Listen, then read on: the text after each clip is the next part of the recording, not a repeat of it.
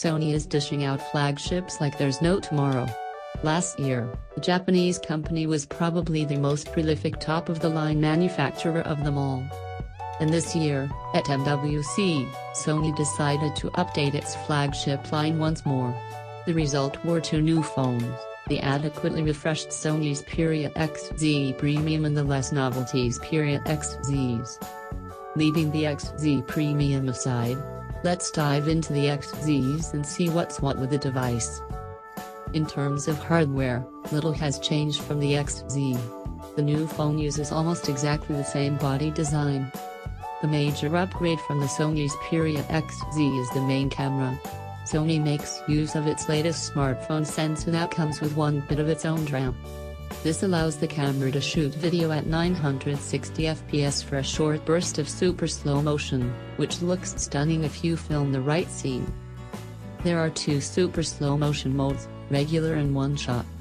The first allows you to shoot normal video, and click an extra button for a burst of slow motion footage in the middle of the clip.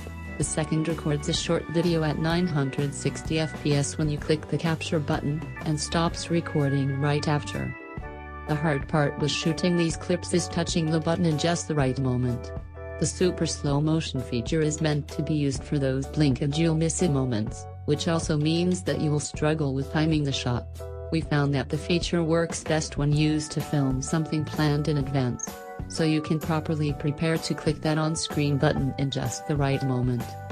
Unfortunately, the camera app that comes with the phone is just as cumbersome as we remember it from previous years.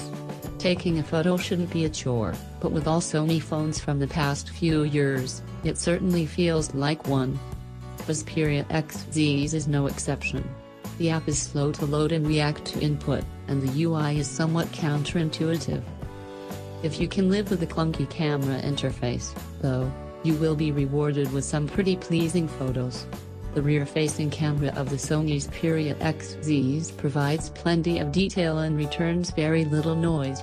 This holds true both indoors and outdoors if you have some good light. When it comes to low-light shots, however, the Xperia XZS lags behind most flagships of the past year.